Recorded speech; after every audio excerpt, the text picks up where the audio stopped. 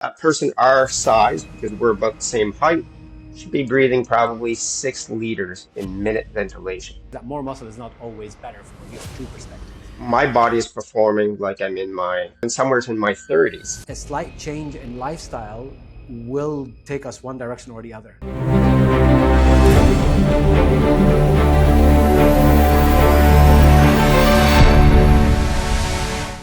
Hi everyone, welcome back to Becoming Limitless. Today is a topic that those that follow me know that I'm super passionate about and always talk about whenever I get the opportunity. And today's guest is someone who's spent years helping people understand one of the most important yet most overlooked aspect of health and performance: how efficiently we use oxygen.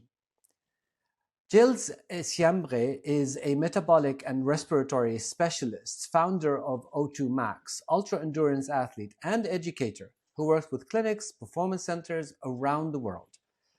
Through advanced metabolic and respiratory testing, he helps athletes, executives, longevity enthusiasts, and everyday individuals identify the hidden limitation holding back their energy, recovery, performance, and healthy aging. I think you guessed what topic I'm talking about today. Today, we're going to explore VO2 max, metabolic health, breathing, biological age, and why some of the most powerful longevity interventions may be hiding in plain sight.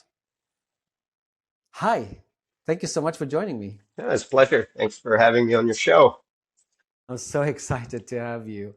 We have so much to talk about in so little time, and I think we could always kind of do a follow-up to this. For sure. But you have such an extensive experience with VO2 max and CO2 and the relationship to health and all of these amazing things. And when we met at shows and sort of crossed paths, etc., we're always kind of like the common passion that we have for that part of our health journeys is, it seemed kind of natural. And I'm glad that we're here today to talk about it a little bit more. So right off the bat, so what is exactly VO2 max for people that still don't know what VO2 max is? For an average person, Yeah. that is. We're not talking about athletes. We're not talking about, high performers. We're just talking about for the average person, what is exactly VO2 max? Well, the simplest term, we'll go with the simple term, and then Yeah. I'll just kind of like define it from there. But VO2 max is the volume of oxygen that basically the body is consuming. And VO2 max can be in milliliters per kilogram per minute. And then there's the absolute number where we take the kilogram out. So if you're testing a big football guy, full of muscles, sometimes I go look at the absolute number. So again, it's the volume of oxygen that you can consume that the body will actually absorb into your tissues.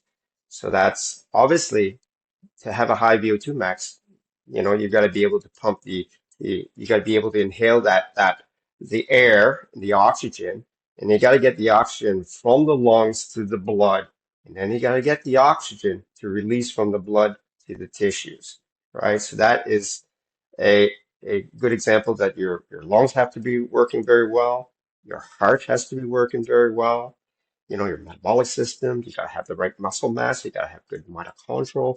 So a lot of things comes into play to have a high VO2 max. So when people say, they got a high VO2 max or they got a low VO2 max score, they don't understand what VO2 max is. But in the simplest term, it's just the volume of oxygen that the body's absorbing. It's very simple. But a lot of things has to happen to get that number. And that's why it's Right. so important. Yeah, I completely agree. And it transformed my health journey when I started really tracking my VO2 max years and years ago. Um, and uh, I still believe it's one of the strongest predictors of Mm. longevity, right? Do you agree with that? Is it really one of the strongest? I 100% agree with it because again, you have to have good stroke volume, right? Your heart has to pump that blood to the extremities to all your working muscles. Then you got to be able to absorb that. You have to have the right amount of carbon dioxide in your blood in order to release the oxygen molecules to the tissue. So everything is playing a part. So when I look at VO2 max, I just go look at the score real quick, and then I go look at all the other biomarkers that leads to that. Why are they low? Why is it just an okay number? And then you go look, where's the limitation? Is it lungs? Is it the cardiovascular system? Is it the mitochondrials? Is it the way they're breathing? Are they excessively breathing carbon dioxide? That could be playing a role. Are they breathing deep enough into the lungs? With a Do they muscular skeletal system? Are they skeleton, strong enough? are they They, strong enough? no. Um, Exactly, and also, and also, there's a difference between doing it on a bike or a treadmill, for example, or for outdoors, right? sure. What is the Yeah. difference between these different things? Well, I'll give you an example. I can hit Yeah. 60 VO2 max on a bike, Hmm. and I've hit as high as 76.8 milliliters per kilogram per minute at the age of 52. So uh, that shows you that as I age, I'm losing that type 2 muscles. Biking requires a lot of power, a lot of glycogen, and I just don't have that leg strength like I used to have in my younger days. So that's a limitation there. So for longevity patients, for example, I like to either do a hiking test, or if they jog, for sure I'll do a jogging test. But generally, a hiking test, the body's upright, and versus just doing a bike test on longevity patients, I think we're leaving a lot on the table. I mean, look at me, a Right. 60 There to a is 76. right. There is a, and then obviously people they have leg cramps because if you're not someone that you're cycling every day, Exactly. it's not really ideal for you to do it on a bike, right? Unless it's like a longevity patient comes to me and says, "Oh, what's your form of cardio?" It's a bike. I'm going to want to test them on the bike, but I probably would, yeah, ask them to see if they would do two tests, maybe over the next 2 weeks, do two tests, so I can see a real true VO2 max on an upright, on a hiking test, and then do it on Right. On on an the bike. incline, yeah. Yeah, yeah. Yeah. Yeah. So you've come across people like this, and I have too. Someone who looks extremely, or on the external side, they look healthy, but metabolically they seem older. They're their chronological age. What is the relationship between VO2 max and biological aging? Well, I mean, if you're if you have a high score in VO2 max, your metabolic age will reduce, right? It's Yeah. I mean, if you look at me and you both have a very high VO2 max score. So when I do my metabolic age, it's about 15 years, right, younger. If I would just base it on just the VO2 max score and my respiratory score, for example. So my body is performing like I'm in my well, what's 15 years at 52, right? So 10 years at 42. So in somewhere in my 30s. Mhm. Uh, Now there comes a point too where I'm kind of going offline, but there comes a point where I'm like, my VO2 max is so high, I got to go look at body mass now. Do I have enough muscle mass? So it's not just about having a high VO2 max. I know we're talking about that today, but for me, for example, I had to gain a little bit more muscle mass because I had an injury from snowboard accident. And Right. I realized that on a DEXA scan, I was just adequate. I was like, what? I've been a bodybuilder, I've done all this stuff, and I was Mhm. adequate. So what I did is I knew that by gaining 5 pounds of muscles or 6 months, that my VO2 max might decline a little bit, depending, on how much I was going to maybe lift more versus cardio. And it did go down. It went into the upper 60s, 68, 69, but it's still very healthy, right? So my metabolic Right. age is still, you know, still 14, 15 years. Yeah. So it's very important, I think, for people to realize that your body composition plays an incredible role, Yes. right? And certainly not go over and focus on BMI alone because it No. can be super deceiving, right? Yeah. Um, so if you look at me, you wouldn't consider me obese. But if you look at my BMI without knowing me, you would know immediately. I'm like, you would think that guy is obese. It's like 34 or 35, something ridiculous like that. Yeah. So, but because I like to preserve a lot of muscle, which, as you've mentioned, if there's only so much time that you spend per day on different things to try to work on your different aspects of your physiology, right? Mm. Um, so always a trade-off between muscle and VO2 max. The two, so you have to find some happy ground. It's not Yeah. just the amount of time that you're spending building muscle, resistance training, etc., but also the weight of the muscle on your body as you are. There's I'm sure there's some sort of equation that I don't know of the perfect amount of muscle for someone of a particular height that can reach maximum VO2 max better than someone maybe with the same height but more muscle or less muscle, whatever. So more muscle. So basically, what I'm trying to say is that more muscle is not always better from a VO2 perspective. No. From a health perspective, however, it has other benefits. So you need that extra muscle, Yeah. to remove sugar from the blood, to improve your endocrine system, overall mental health, and so on. So there's so much value, even balance, and just independence in later age, right? This is why we do this, Yeah. especially when it comes to VO2 max and the brain too. So there's one area here that I think we should address that you and I don't think we've talked about before. Now, VO2 max, you could now, almost in every wearable, you can find your VO2 max on there. I have an opinion on that. I'd love to hear your opinion on it. Actually, just before you answer, one of the companies that I work with, I think I told you which one. I think you know them too. It's the VO2 Master. Yeah. Yeah. You know them, right? Yeah, they're really cool. Andrew says hello, by the way. I told him I was Oh going to go on yeah. your show. Yeah, Andrew Sellers. Awesome. Yeah. He's amazing. I can't wait to have him on again. So the lovely thing about it, first of all, just quick plug in here, just for me, for my own thing, is that you don't have to be in a lab. You could take it with you. You could run outside. Yeah. It's completely, tubeless. It's really easy to do. So I was told, by the scientist in VO2 Master that a lot of these different wearables have actually used the VO2 Master mask to create the algorithm that these wearables use in order to calculate your VO2 max. So what is your opinion on depending on knowing your VO2 max on your wearables? Is that a Yeah. good way? I think it's a good, just like anything, like a wearable for HRV, it shows, a timeline that if it goes up, your HRV goes up on your watch, great. It probably did go if you do a real HRV test with a polar strap.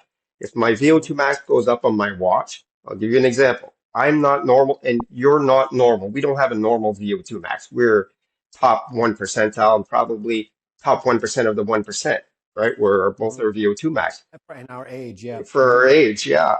So when I look at my watch gives me 54 VO2 max, but I've hit into the 70s. Most of the time I live Right. between 68 to 74, right?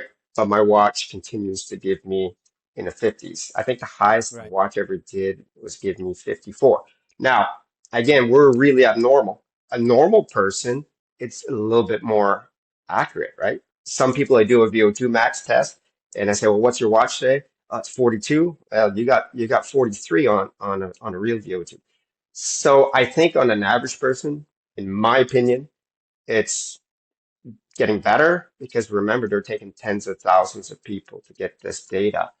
Right. They're looking at your speed, they're looking at everything. And a typical man my size, that's running at my speed typically has somewhere in the 50s. And Right. so it's using an algorithm, right? So you need to still do a VO2 max test, not to just get the VO2 max test. It's to get all the other Yeah. biomarkers. Like Yeah. I've So caught, let's get into yeah, those. Let's get yeah, into those a little bit, because it's not really just about that number, right? no, It's just no, an indication, yeah, yeah, but there's so many other cool stuff that you get with it that I think yeah, you and I are super passionate about. So what else? I mean, why should you be doing the test and not just using your watch? Your watch is okay for an average total score, but where's the value in doing the test? yeah. The value of the test, right? When I do a test, I do a resting metabolic. We got to find out how many like kilocalories you're burning. I want to see how you're breathing at rest as well. are Talk you? us through the resting metabolic rate. Just talk us a little bit. Yeah. How is that done? Well, resting is, you lie someone down. They're going to be probably 10 minutes, let's call it 10 minutes, lying down in a restful state. At the same time, I actually do a heart rate variability for 5 minutes. At the same time, I do an RMR. So if I have a polar H10, you So can this is still with a still mask with and the everything. mask, still with the mask and everything. Now I'm observing the device that I use. I have a CO2 sensor, so I'm looking at their minute ventilation of carbon dioxide, you know uh, how they're ventilating carbon dioxide. I'm looking at their breathing frequency. I'm looking at their breathing depth, and then I'm looking at their minute ventilation. And then, of course, we're looking at kilocalories. On my device, I'm looking at fat and carbohydrate use. Uh, like the human Why are body. all these important? Well, Why are all these important? let's say I do a test on you at resting, and let's say you're breathing 1 liter per breath, and then you're breathing 14, 15 times a minute, 15 times a minute. Well, 15 times 1 liter is it's basically it's 15 liters in a minute. Well, a Uh-huh. person our size, because we're about the same height, should be breathing probably 6 liters in minute ventilation. So that's maybe 1 liter per breath, and 6 breaths per minute equals 6 minute ventilation. So if you're breathing 15 times, most likely your pH is going to alkaline.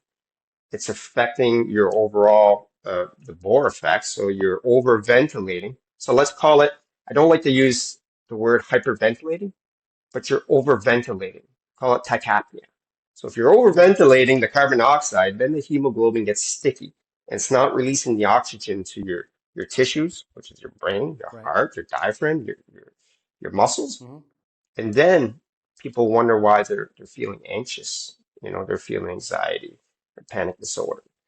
Well, then you got to reduce their minute ventilation and teach them how to breathe properly. And there's resonance HRV test that you can do. You can find like my perfect HRV score is when I breathe 5.5 breaths per minute. So I get to practice that throughout the day. So I just want to put it on for 2 minutes. I'll do an HRV test. Now, the real scientists out there, the real gurus like me and you will say, well, what's a perfect HRV? Might not be your perfect metabolic breathing rate. Mine's exactly the same because I test myself on a Hmm. respiratory device, a metabolic device, and then I can Right. test it on an HRV. Mine's perfect. My business partner, his is I think it's 6.5 breaths a minute on a HRV, and it's actually 5.5 to get the best metabolic rate. So he's a little bit off, right? So I see. So that's obviously yeah, people are different, right? very People different. are different. Very different. So that's RMR. Let's go Yeah, back to VO2 max yeah. then. So what is so important about doing the actual test? Well, for me, for clinicians, for longevity, health span, we've got to go look at all the different aspects. Once we do a spirometer, I get to see how big your lungs are, how powerful your lungs are. And that gives me an idea where you're breathing into your lungs. So when you're actually doing a VO2 max test, I'm looking at your breathing rate. I'm looking at how deep you're breathing into your lungs based on your spirometer reading. I'm also looking at your minute ventilation. I'm also looking at other data like the extraction of oxygen. I'm looking at the extraction of oxygen per breath. We call it VO2 over breathing frequency. I'm looking at how much volume of oxygen you're absorbing per heartbeat, which basically gives me an indication on your stroke volume. So I'm looking at your overall minute ventilation based on your carbon dioxide. Are you overventilating? And what point of the test are you overventilating? Maybe you're overventilating when you're walking on the test, and all of a sudden you start jogging. You're still overventilating in the zone 1, zone 2. Then all of a sudden, zone 3, you start ventilating just perfectly because maybe that's where you do all your cardio. It's all zone 3. So all of a sudden, Right. you're just become very efficient in one zone, and all of a sudden you become inefficient. Well, if let's say I get a health span client and they're overventilating. So their RPE, if you're overventilating, your RPE, which is your rate of exertion, it's maybe 9 out of 10 when you're doing cardio.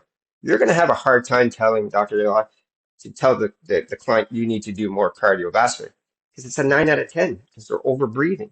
It's almost, let's call it hyperventilating. Well, if you tell them exactly the right amount to do their cardio, so let's say I find that your perfect breath rate is 18 to get the proper VE over VO2, so the proper extraction of oxygen and the proper CO2 expelling is 18 breaths.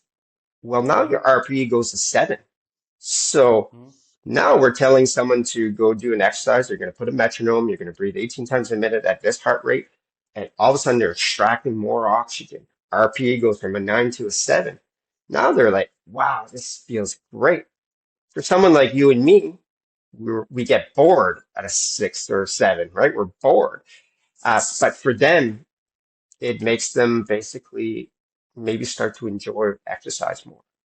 That's the power of the respiratory system. Right, right. Yeah, Now you mentioned zones, hard zones. Can yeah, you walk us through these? Why it is so important to know them, and what yeah, happens in a VO2 max? What do you get beside all of the stuff that you just mentioned? What else do you get from the results when you receive your VO2 yeah. max? Sort of results, right? What are the things that we should be looking at as an average Joe, wanting to optimize their health? Hmm. What are the things that you should be looking at, and what are heart zones and why are they so Yeah. important? Well, hard zones like zone one would be like uh, typically walking the dog. You're able to have like these big, long conversations, even though I don't promote a lot of conversations during exercise because you're right now, you and I are basically hyperventilating. We're sipping air. We're breathing, over breathing. Right. But zone one would be basically just a nice, gentle walk, right? It's recovery. It feels good. It's good. We're moving. We're pumping blood. But where we build more mitochondria, which is the gift of life, right? The more mitochondria we build, the higher our VO2 max will go.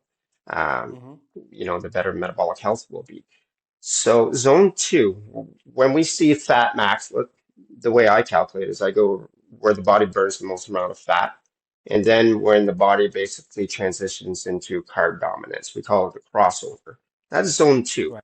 So in zone two is where we can build more mitochondria. The body makes a lot of adaptations in this zone. It's comfortable. We're burning fat. And you're getting more bang for your buck in this zone. Mm-hmm. Then when it becomes the bodies now, we're starting to breathe a little harder. We're transitioning to zone three. A lot of people call this the gray zone or the tempo runs, where you're still burning fat, but maybe it's only like 40% fat and 60% carbohydrate. Mm-hmm. So a lot of people train in the zone three. That's where they do all their cardio. It's typically right in this zone. Zone four, then you become basically almost right at around 100% carbs, right? You're heading towards what we call lactate threshold and ventilation threshold. And once Mm-hmm. we hit that, the body doesn't have very much longer. Once you hit that lactate threshold or ventilation threshold, you're going into we call zone five where for some people really good athletes they can stay an hour at that lactate threshold, right? They can stay Right. just keep running at that, right? Well-trained athletes, but a normal individual they can't, right? They hit that, their legs are gonna, we call it the cement legs in hockey. Yeah. You'll get the cement legs. So that's kind of like in a general sense of That's what these awesome. zones That's are. so cool. That's so cool. Do you always recommend for people to do the lactate test also with their VO2 max, or for an average For an person, is average that necessary? No, not for an average person. I mean, in my opinion, of course, I don't do a lactate for just someone that just wants to get healthier and increase VO2 max and reduce their metabolic age and feel fitter, younger. I don't have to go that complicated.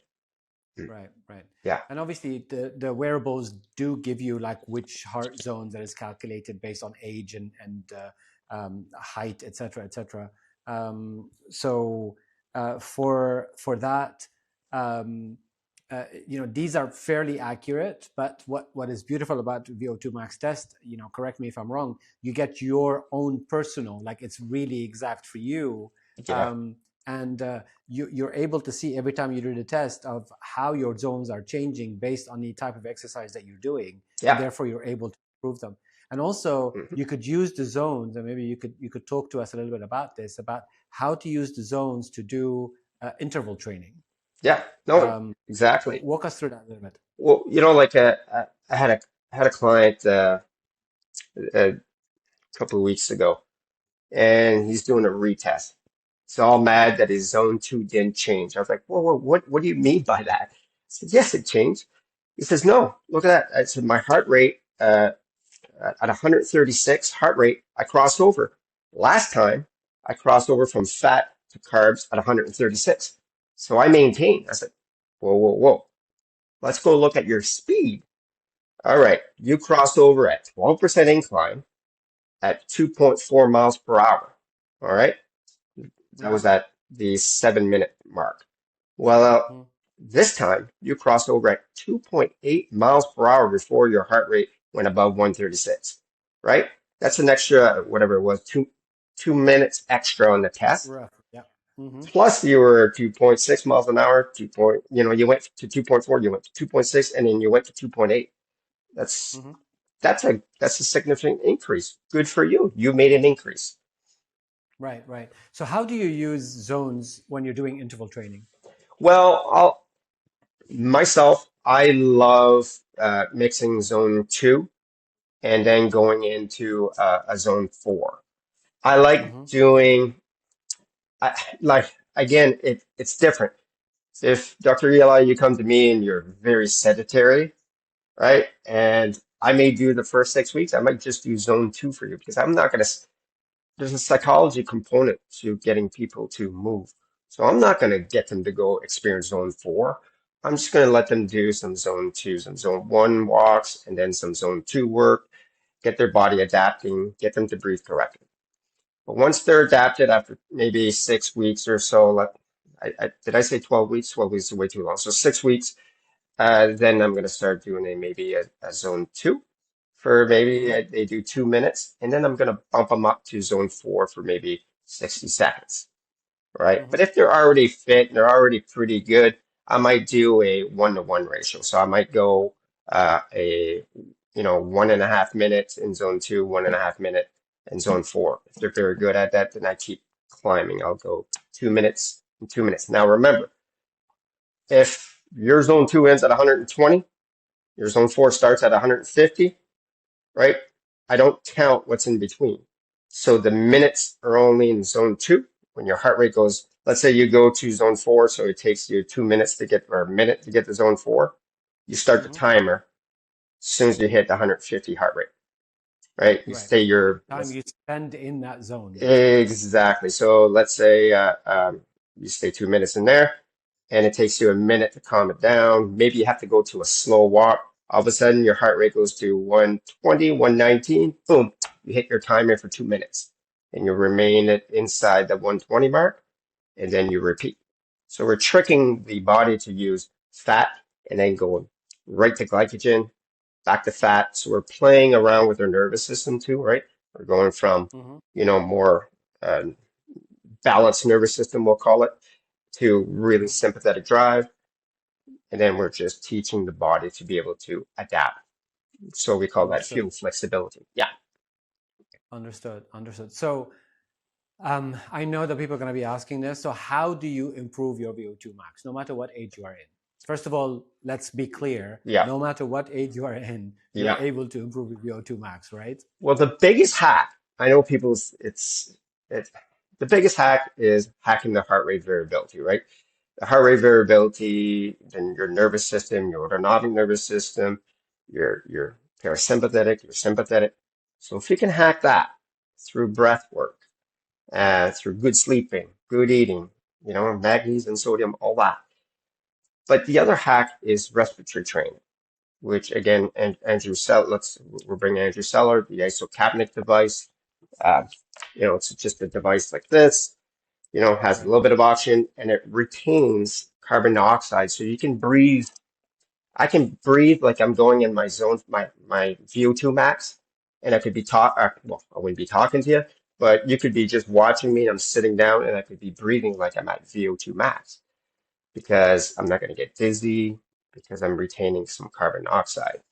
So respiratory training is the biggest hack that I've ever had, right? So I started 6 years ago at a 62 VO2 max, and I won't tell you how I hit the 62 VO2 max at about 8.5 miles an hour, and it started to decline. And by the time I hit 10.5 miles an hour, I was 56. I was like, wow, my stroke volume started to decline. That's not good. You know, something was going on. Right. So having my father pass away from a heart attack, I knew that I was, you know, starting to maybe head in that direction because I didn't like what was happening. So I was able to reverse everything through HRV training, through some respiratory training, coordination, my breathing frequency throughout the different zones, right? Some Mhm. people are breathing 60 times a minute at the end of their VO2 max, and and they're just breathing like 20% of their lung capacity. You know, you're not getting Right. good perfusion then. So the Right. biggest Right. hack again is your breath coordination when you're breathing. Don't release all that carbon dioxide. You got to retain some in the blood in order for the molecule, the hemoglobin to release that oxygen. So the biggest Right. hack, HRV, respiratory training, and then of course zone training and muscle mass too. We'll give some tips at the end of the episode Yeah, also for like some practical yeah, takeaways to people. for sure. But now you've mentioned, everyone knows the benefits more or less of oxygen, Yeah. right? So needed, it's for life. I mean, obviously, right? Hmm. But you also spend quite a bit of time talking about carbon dioxide. Hmm. Walk us through what is the importance. I know you've mentioned it a few times now, but I'd Yeah. like you to help us understand the importance of carbon dioxide Hmm. in our longevity journey. Yeah. Well, in today's society, I find that I'll give you an example. Pretty much when I see someone doing an RMR, resting metabolic, I can Hmm. tell if someone has either ADHD or general anxiety or panic disorder just by the way they breathe and how much minute Right. ventilation they are, right? So, you know, the society has changed. If we would do a study on all the testing I've done on let's say 16-year-old to 25 years old, and we know how much medication is out there to control anxiety and panic disorders. Why people are overbreathing so much in this young age, I don't know why. I can make predictions, but that's not my. It's anxiety, it's stress, it's Yeah, life itself. It's social, it's technology, it's all it's sorts of things. so much Yeah. stuff. So when I'm able to actually see that, and then you look at basically the baby boomers kids, which would be us, how much lower our minute ventilation is, how much better it is. We can predict so much stuff from it. And I've taken people, a lot of clientele with general anxiety to be able to slow their breathing down. Now, I'm leading into carbon dioxide. When you're overbreathing at rest, you're blowing off all that carbon dioxide. It's called the Bohr effect, right? The blood vessels, your hemoglobin are going through your body. It's great that you can get the oxygen to the blood, but you also have to allow the oxygen to release into your brain, into your tissues. But you need a certain amount of carbon dioxide elevated. So if you're blowing off all that carbon dioxide, it won't release your tissues. And that's going to drive your sympathetic tone way up. And sympathetic tone leads to anxiety, to not sleeping well, to other, you know, mental disorders, we'll call it. So it's CO2 is the forgotten gas. I think is the most important gas, right? Now, to feel comfortable with CO2, I'll do some training on carbon dioxide, and you Right. have to be careful with people I've done some carbon dioxide training with Olympians and gave a panic attack to an Olympian swimmer. I mean, I couldn't believe this. Her life is underwater. But when they're above water, even an Olympian, if you're training an Olympian, that's a lesson I had to learn, is that when they're above water, they're not as comfortable. So if you're doing a training above water for even an Olympian, you can cause a panic attack. So Hmm. that person uh, wasn't dealing with carbon dioxide very well on land. So by training them on land, I was able to get them to be able to be better in the water as well. So I Hmm. noticed that, for example, uh, swimmers were fantastic in the water, but when you went on dry land, they kept sipping air. Uh, and I'm like, well, they're blowing off all that CO2. It's limiting their performance on dry land. So I had to reteach them how to breathe deeper and retain more CO2, just like they do in the pool, in order to release Right. the oxygen molecule. That's just an example of a swimmer, for example. Just because I'm guessing they're just so used to sipping Yeah. air, so when they were on dry land, they were doing the same thing, except they kept sipping, sipping, sipping, chronically. Right, right, right. Yeah. Okay, that makes so much sense. So it's fascinating how between CO2, carbon dioxide, our VO2 in general, be it in resting or at max, Hmm. um, and the relationship of that to our overall pursuit of optimal health. That connection is so important because it it permeates into everything else, right? Because it's one of the ways that you could measure your biological aging, right? We know that through Yeah, your VO2 max.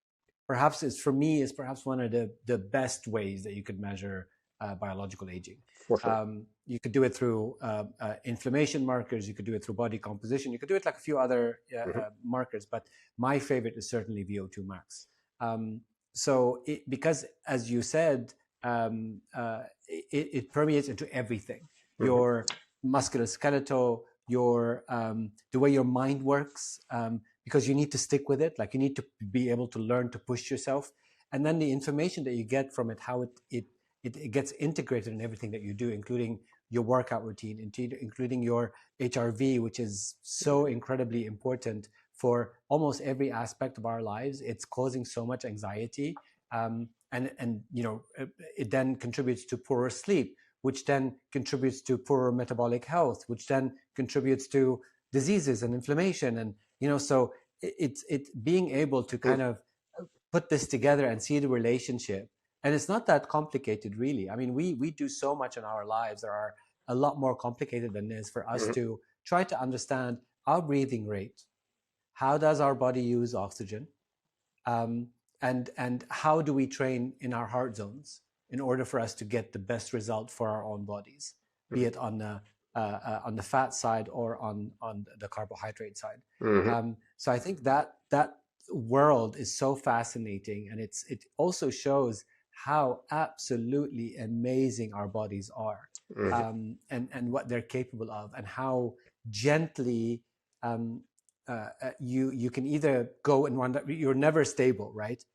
Like even you and I, a slight change in lifestyle will take us one direction or the other, right? Yep. It's constantly varying.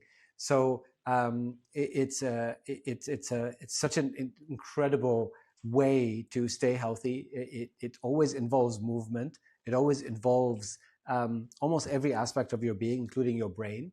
And I think it's absolutely fascinating. Let's give people a few tips just at the end of this about Yeah. if someone wants to improve their VO2 max today, what sort of exercise should they be doing? Forget about the test. Yep. Just someone who doesn't want to test, he's testing in, let's say, 6 weeks' time, right? Um, what is it beside breathing rates? Obviously, I Yeah. think that's an incredible tip, Yeah. because it also relates to HRV and so on. Yeah. But from a workout perspective, what can I do to improve my VO2 max in a 6 weeks period? 6 week period, I would, well, without using breathing rate, then I would say, if you're telling me not to use that, I would say, do all your cardiovascular sessions with your nose. So nasal breathe, right? Nasal Okay. cavity will have nitric oxide, will help vasodilate your blood vessels. So if you have Mm-hmm. 6 weeks, you can make an adaptation. So if you're actually walking and you start jogging, and you're like, slow jog, I can nasal breathe, good, good, good. And all of a sudden you jog a little faster and you can't nasal breathe. You nasal breathe your entire cardiovascular sessions from now until 6 weeks. And you basically you have to if you can't nasal breathe, slow down. Basically, do that for the next 6 weeks. That's the simplest way. So nasal That's breathe, amazing. yeah. I like that tip. So now you're getting nitric oxide. You're getting comfortable with the CO2 because it's very hard to overventilate by breathing through your nose, right? Yeah. Because you got two little pipe versus big pipe. Uh, Another thing that I would be doing, again, I would be doing probably in the next 6 weeks, I would be, again, doing a lot of that cardiovascular. I'd maybe be doing, if I already trained quite a bit, I would be probably doing at least maybe between 2 and 3 hours a week of that training, that zone 2. But I would do one hit training where I would take my heart rate, whatever my watch gives me, because remember, you don't know your actual zones. Go by your Right. watch or your whatever you have, Wearable. Yeah. whatever wearable, and you do zone 2, zone 4. And do it, if you can try 2 minutes and 2 minutes, and it's doable for you, or if you want to do 1 minute and 1 minute, whatever you choose. But make sure that you do that maybe once a week, right, for the next 6 weeks. I would do some breath work, or go to my app, free download, or go to any app that does breath work, box breathing, mitochondrial breathing, where you're breathing 4 second inhale, 12 second hold, and then maybe a 6 or 7 second exhale. So now you're Say that activating. again. Say that again, because I wanted to ask you about like a breath work that everyone Yeah, can do on the go, right? yeah. Give us a tip, please. A tip for like before this podcast, I want to be energized. So I did a 4 breath in, I did a 12 second breath hold. A lot of people can't do that because they don't have that CO2 tolerant. So 12 second hold, and then I did a 6 to 7 second exhale. So I'm activating the parasympathetic. So basically, if we count how many seconds that is, right? We got 4 second inhale, we got a 12 second hold, and then a 6 to 7 second exhale. If we count all those seconds, we got 17 seconds, 17 seconds, we got 24 seconds. So you're doing one breath per 24 seconds. So you're Yeah. getting basically 2.5 breaths in a minute, when most Yeah. people in their youth are breathing like 15, 16 times a minute. So Yeah. now I'm releasing all that oxygen. I activated my parasympathetic state, but not so much that it's going to put me to sleep, but it gave me a little bit of an energy boost, right? It absorbed a lot of oxygen into my mitochondria, including my brain. So that's, Right. Right. So yeah, this is similar to like the 4-7-8 4, 7, and 8 kind of. before bed. I don't Yeah. like that one, so I'll just do like I like simplifying it for at nighttime because I don't want to think and I don't want to put my app on because I don't want the screen time. So I'll do a 4 second inhale and I make sure that I double to triple my exhale. So just whatever you're breathing in right before bed, you do a 4 second and make sure that you double, triple the exhale. Yeah.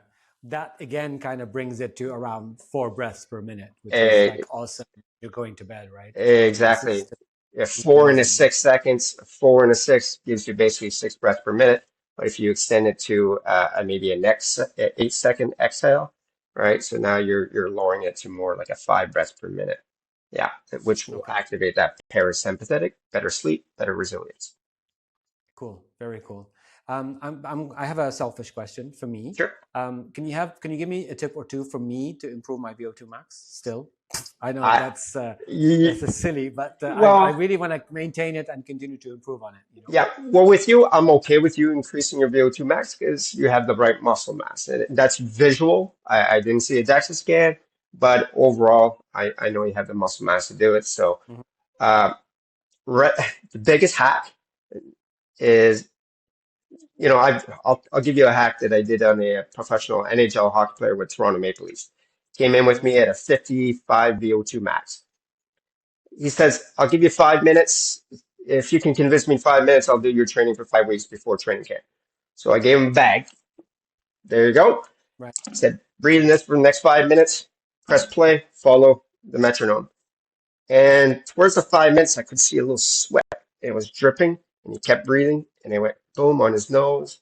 I was like, oh, I got him now. I got him. He breathed 5 minutes into a respiratory bag. He was probably pumping 200 liters a minute because he's a big 6'5" guy. Wow. He says, fine, I'll do it. Comes back the next day. I started doing some carbon dioxide training and some altitude training, simulation, and then respiratory training. That's all I was allowed to do with him. That's all he allowed me to do. He got 65 VO2 max. Now it's great. He got a 16 or whatever percent gain, but his ventilation threshold, his VT2 or lactate threshold, we moved it 6 heartbeat to the right. But his speed at the end of the test was 9 miles per hour on the first test 5 weeks before, and his last mile an hour was 10 miles an hour. So he went 1 mile an hour faster through respiratory training and carbon dioxide training. Now, I don't Amazing. recommend carbon dioxide training to do it longer. No, You'll no, no. have to I reach know. out to. I do Yeah. 5 weeks at a time, and then I get off and recalibrate. Yeah. But definitely, we'll chit chat, and we can bump up your VO2 max. I appreciate that. I Yeah, appreciate that very much. Well, yeah. this has been awesome. And I think lots of people are going to love the information today. Thank you so much for finding the time to do this with me. I truly, truly appreciate it. Thank you so much. And I'll give one more tip though for someone. Yeah. If they are walking their dogs or they're walking and they want to try something, breathe 3 times per 15 seconds, which is 15 times a minute on your walk. You're going to attract a lot more oxygen. You're going to feel that you're going to feel more refreshed. You're going to feel energized on your walk. 15 breaths per minute while you're walking. Try it.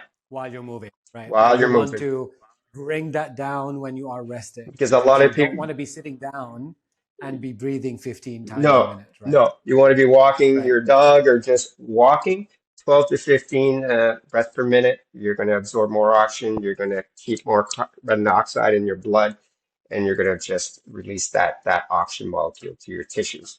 Just try that at home. Amazing. Yeah. Amazing tip. Will do for sure. Thank you so much for everything. And I look forward to seeing you in person soon. Look forward to going to see you. Have a great evening. Take Bye. care.